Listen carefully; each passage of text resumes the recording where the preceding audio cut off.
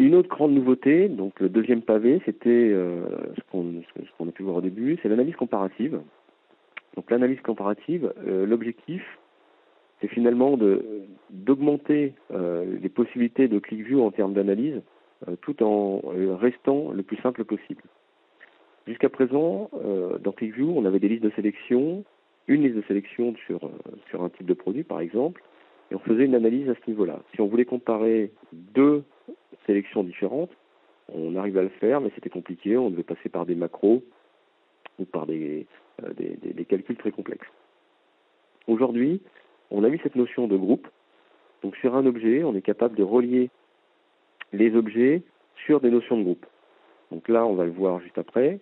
On a la possibilité d'avoir la même liste là en l'occurrence des sous-groupes de produits, exactement la même sous-liste, mais de pouvoir les regrouper sous le groupe 1 et sous le groupe 2. Et ensuite de pouvoir donc analyser directement ces différents groupes à travers des graphiques ou des tableaux. Ça, c'est une première possibilité. La deuxième, ça va être de pouvoir faire des analyses un peu plus avancées pour justement quelles sont les meilleures combinaisons de produits, faire des réels comparatifs de portefeuille entre différentes stratégies, ou alors, encore une fois, sur des analyses de vente croisées. Pour le matérialiser, je vais juste lancer l'application des nouveautés ClickView 11. Donc là, c'est la nouveauté de ClickView 11, où on va retrouver donc cette copie d'écran sur les fameux groupes de produits, où on a un ensemble de filtres et de sélections qui sont valables pour l'ensemble des groupes, mais chacun des groupes peut avoir une ou plusieurs dimensions uniquement pour ce groupe-là. Donc là, je vais comparer simplement la vente des bières comparée au hot dog. Donc là, on a les bières et les hot dogs par région sur une période.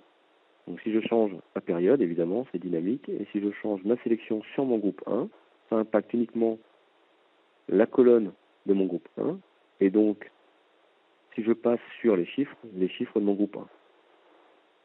Et je peux ainsi comparer différentes analyses pour visualiser finalement comment se comportent des groupes de produits ou des groupes d'analyse de dimension. Ça, c'est la première version. La deuxième version, ça pourrait être de faire un peu plus avancé, c'est d'avoir un ensemble de factures, là, dans mon cas, et de pouvoir comparer sur un ensemble de factures un produit que j'ai en base, donc c'est-à-dire que j'ai dans toutes mes factures. Donc là, ce que je vais faire, je vais prendre tous mes produits, toutes mes factures sur lesquelles j'ai vendu des chips, par exemple, et dans les autres groupes, je vais comparer donc là où j'ai vendu de la bière avec les chips, ou alors là où j'ai vendu du café avec mes chips. Donc là, on va pouvoir faire ces analyses comparatives, de voir finalement ensuite comment ça se comporte. Donc j'ai 231 factures où j'ai vendu des chips avec de la bière, 276 où j'en ai vendu des chips avec du café, le détail des factures par région, par pays, etc. Et on a mis en place ce type de graphique. Alors ce graphique n'est pas un nouveau graphique de ClickView, c'est un graphique de Google Chart qui est récupéré donc en temps réel.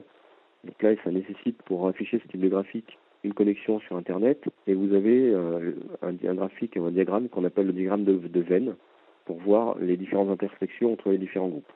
Donc vous avez les différentes couleurs, donc la base, le groupe 1 ici et le groupe 2, donc pour voir les différents secteurs d'intersection entre le type de facture.